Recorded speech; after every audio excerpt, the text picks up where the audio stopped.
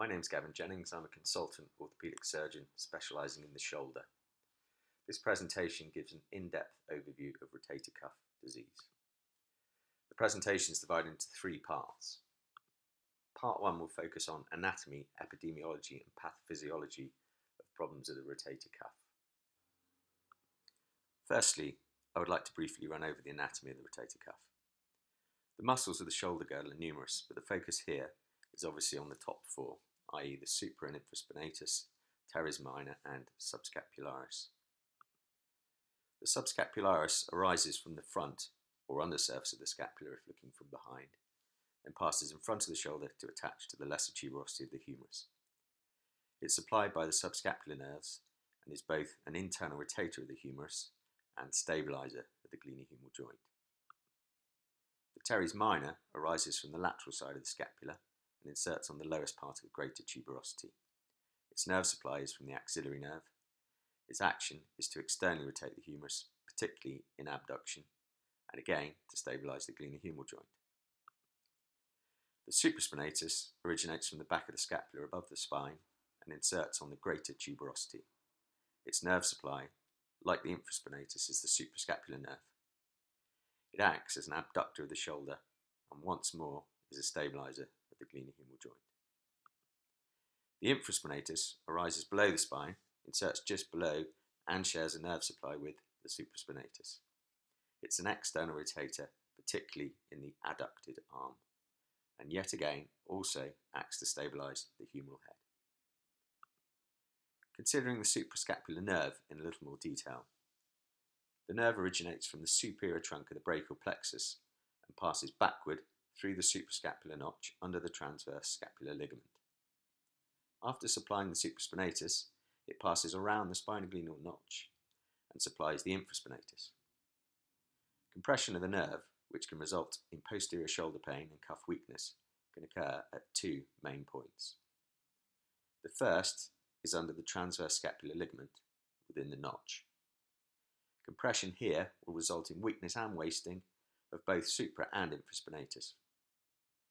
Compression at the spinoglenoid notch, usually from a cyst arising from under the labrum, will affect the infraspinatus alone, as the supraspinatus will already have received its nerve supply. Really, the key message to take from the previous slides is that the humeral head stabilising function of the rotator cuff is vital and key when considering cuff disease and its treatment. When the cuff is functioning well and effectively stabilising the joint, it helps prevent further injury to itself. For example, by ensuring good clearance of the tendons as they pass under the coracohumeral arch during shoulder movements. I thus often think of the cuff as autoprotective. Rotator cuff disease is often considered as a spectrum. With degenerative type problems, the initial issue is often one of impingement. Repetitive microtrauma, perhaps with altered blood supply, may eventually outstrip the tendon's power of recovery, and eventually macroscopic damage can occur. This can result in tearing of the tendons. As the tendon tears, the forces that the remaining tendon insertion is subjected to will naturally increase, which explains why tears often progress over time.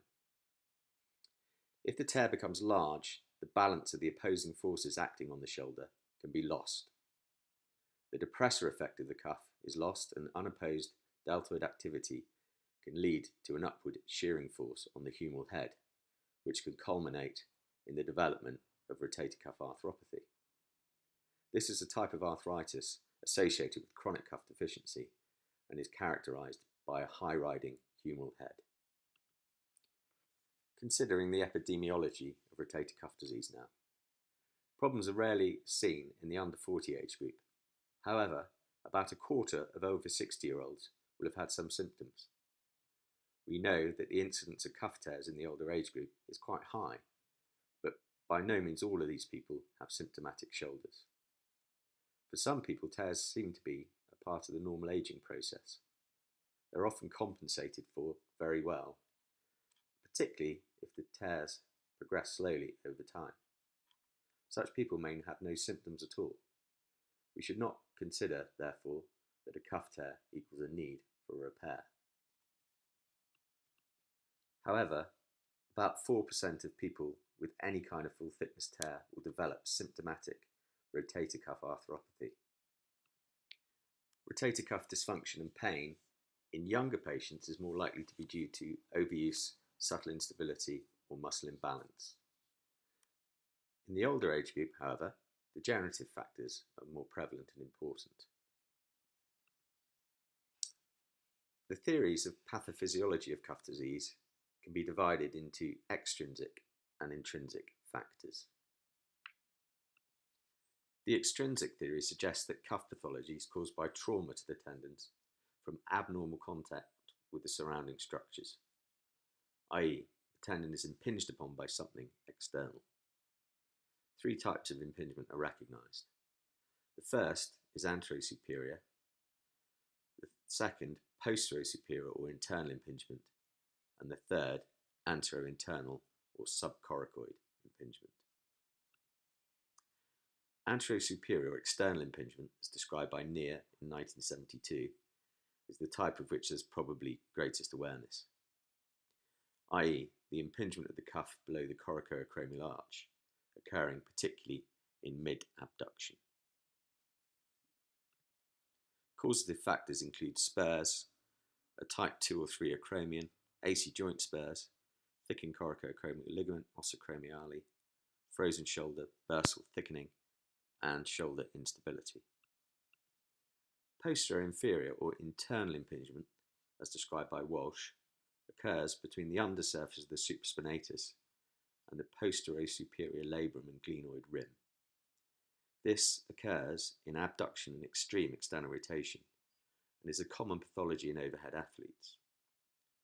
The pathological cascade is one theory as to how this situation arises, particularly in overhead athletes with a glenohumeral internal rotation deficit, or GERD. More details of this can be found elsewhere on the website. Anterointernal or sub-coracoid impingement, as described by Gerber in 1985, occurs when the subscapularis tendon becomes pinched between the posterior tip of the coracoid and the lesser tuberosity. Anterior shoulder pain is felt in a position of flexion, adduction, and internal rotation. An intrinsic theory was first described by von Meyer. This theory suggests that cuff disease occurs as a result of age-related degeneration of the tendon. In other words, the tendon fails internally, not as a result of cuff damage from an external cause. It seems likely that in many cases of rotator cuff disease, there may be a combination of both intrinsic and extrinsic factors implicated as causative factors. Thank you for listening to part 1 of an overview of rotator cuff disease. Part 2 will deal with symptoms, examination, and non-operative